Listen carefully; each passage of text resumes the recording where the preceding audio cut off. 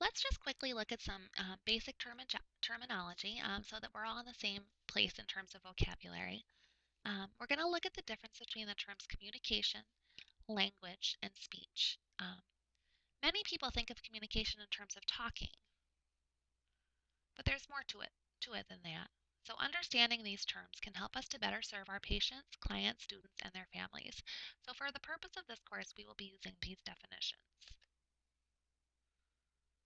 Uh, First, we're going to look at communication. And the definition of communication is any means by which an individual relates experiences, ideas, knowledge, and feelings to another individual. How do we communicate? Um, Communication is done by talking, it's done by writing, facial expressions, body language, gestures, and the list goes on and on. Communication is the broadest of our terms, and it encompasses both language and speech, and it's not limited to those things, as you can see by looking at this list.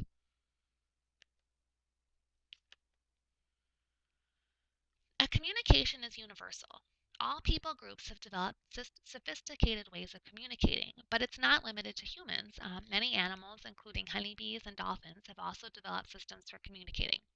There is even evidence that plants communicate under stress to the plants surrounding them through the release of chemicals. So let's look at language now. Communication is the broadest term, like we said, and it's any means by which an individual relates, experiences, ideas, and knowledge. Language is a little more specific.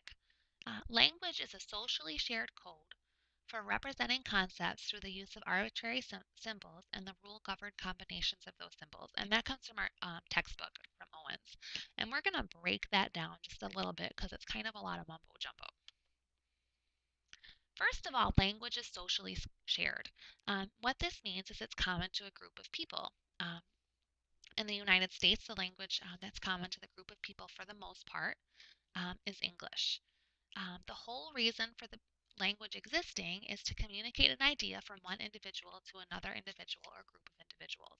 Um, if you take away the social aspect of language, it loses its entire purpose. Similarly, if an individual experiences breakdowns in aspects of language, he or she may not be fully able to participate in society. It's made up of arbitrary symbols. In spoken or written language, the symbols are words, and these words have no relation to the object to which they refer. For example, there's nothing about the English word dog that has anything to do with the inherent nature or meaning of dog. Um, you could call the same dog the Spanish word perro or the French word chien, and it would still be that dog. There's nothing about any of those words that increases or decreases the dogginess of a dog. So the symbols are arbitrary. It's a word that's randomly assigned to mean a particular four-legged mammal that barks, and it's understood by the entire social group.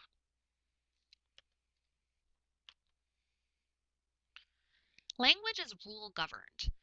So the words or signs in sign language and the smaller word pieces, such as plural s or past tense ed, um, and sounds of language, they can only be combined in certain ways. For example, if the first word in a sentence is the, then English speakers will predict the next word to be either an adjective or a noun. Understanding the rules of language allows us to create meaningful messages.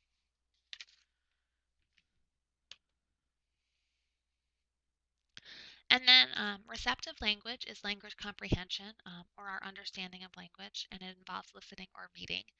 And we're going to talk about that differently from expressive language. And expressive language is our ability to use language to effectively communicate. So this is either by talking, writing, or signing. Some of the disabilities and diseases that we'll talk about may not affect receptive language and expressive language in the same way. So it's important that we think about those separately. And then our final term that we're going to look at is speech. And speech is communication through vocal symbols. Um, it's talking. It's Speech is a motor act the same way that writing is a motor act. It requires the coordination of many muscle groups, including muscles of respiration, muscles in the larynx or the voice box, and muscles in the tongue, mouth, and face. So, in a nutshell, speech starts with respiration. Respiration is the power source for speech, and a column of air is sent through the vocal tract as you exhale. The next thing that happens is phonation, and this is air flowing through the larynx, and the vocal cords vibrate, adding voice as the column of air also vibrates. And then we have resonation, and what happens is we have the air column that's created as we exhale. The vocal cords cause that air column to vibrate. And then in resonation, the vibrating air column is going to cause the nasal and oral cavities to also vibrate. And if not enough air or too much air enters the nasal cavity, speech quality will be affected. If too much air enters the nasal cavity, you're going to have hypernasal speech. So you're going to have air coming out of the nose. Or if not enough enters, then you're going to sound like you have a cold, like you're going to have hyponasal speech. So that's resonation. And then the final thing that happens is articulation. And I'm not going to expect you to know any of these terms, but you may see them. And articulation simply means you're going to shape the vibrating air column into specific sounds.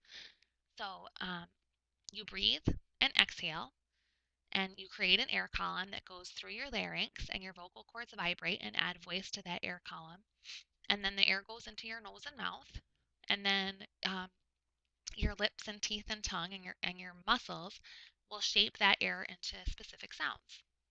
And that, in a nutshell, is how speech happens. And those are the basic terms that we'll be using through the remainder of the course.